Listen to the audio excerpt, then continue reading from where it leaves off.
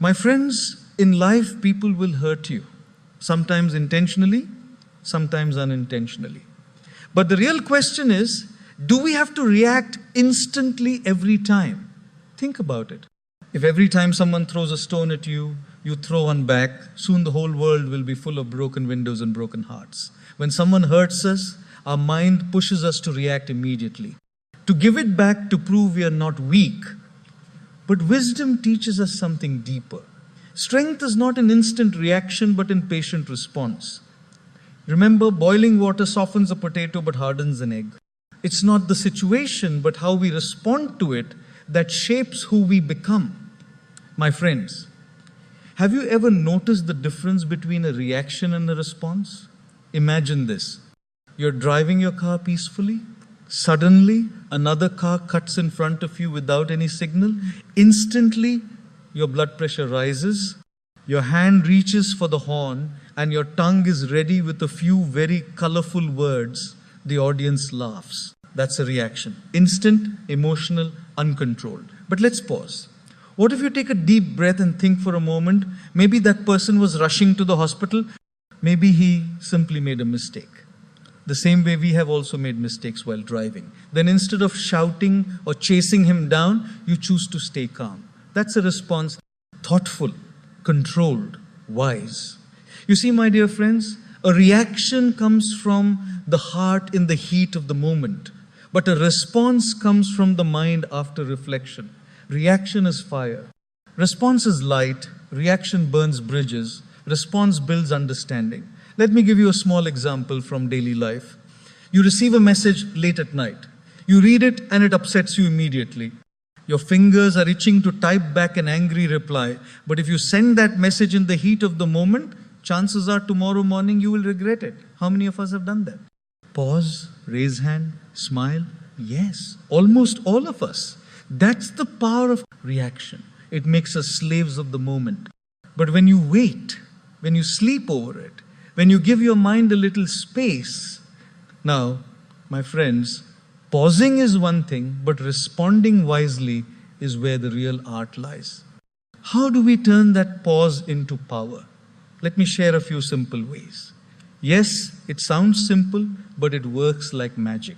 When anger rises, take a deep breath, count to 5, feel the tension leaving your body.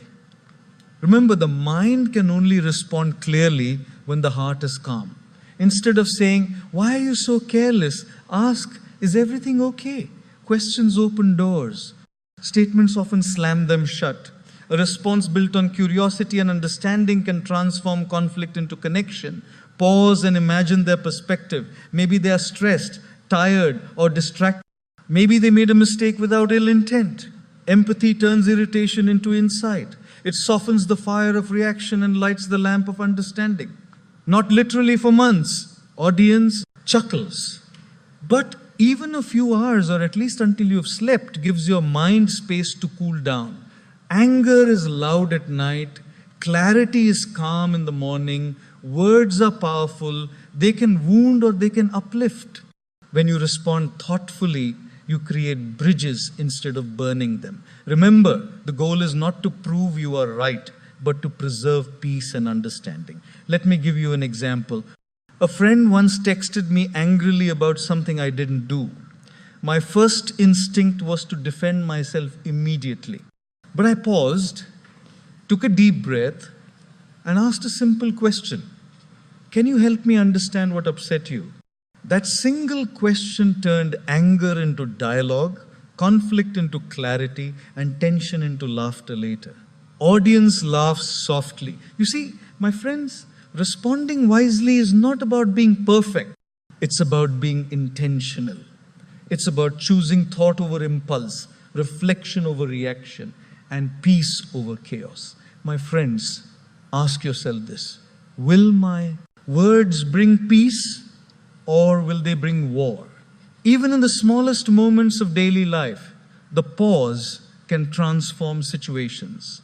A parent about to scold a child, if they pause, they may see that the child didn't disobey out of rebellion, but out of innocence.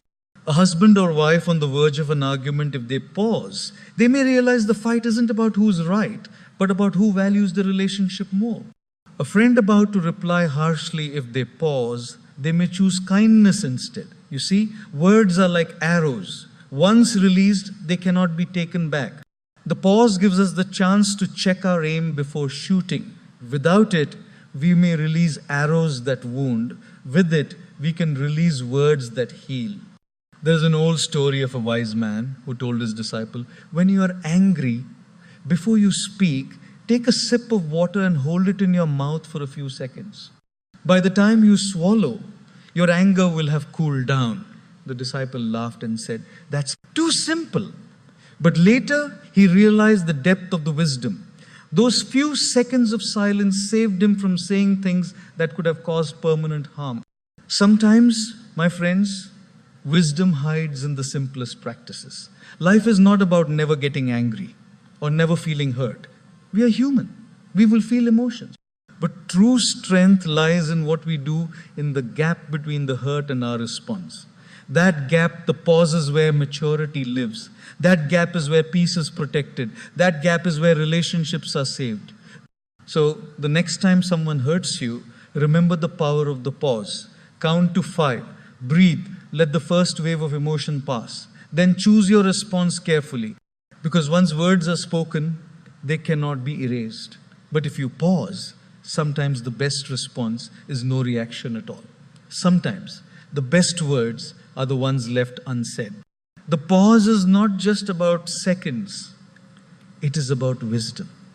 And if you master this tiny practice, you will save yourself from countless regrets, countless fights, and countless moments of unnecessary pain. 5 seconds, my friends, just 5 seconds of patience can protect a lifetime of peace. When someone hurts us, the first voice we usually hear is not the voice of wisdom, but the voice of ego. The ego whispers, show them who you are. Don't let them get away with it. Hurt them back. And if we listen, we react with anger, sarcasm, revenge, or bitterness. But here's the truth. When ego fights ego, nobody wins. Both hearts get wounded, both minds lose peace. But when we rise above the ego and choose compassion, something magical happens. Compassion disarms negativity in a way that ego never can. Anger escalates a situation. Compassion dissolves it. Ego adds fuel to the fire. Compassion pours water on it. Ego makes enemies. Compassion creates healing. The young man approached the saint, furious and full of anger, and asked, if someone insults me, how should I respond? The saint smiled gently and said, tell me, if a child throws mud at you, will you throw mud back at the child? Or will you understand that the child is small and does not know better? The young man paused and replied, of course, I wouldn't throw mud back at the child. The saint nodded, exactly. Many people in this world are grown in age but still children in maturity. They throw mud not because you deserve it, but because that is all they know. Responding with mud only makes you dirty. Responding with compassion keeps you clean. How true is that, my friends? Compassion does not mean you agree with someone's behavior. Compassion does not mean you allow others to mistreat you. Compassion simply means you understand that their hurtful behavior comes from their own wounds, not from your worthlessness. When you see the pain behind their anger, you stop taking their words personally. Instead of reacting, you respond with understanding. Think about it practically.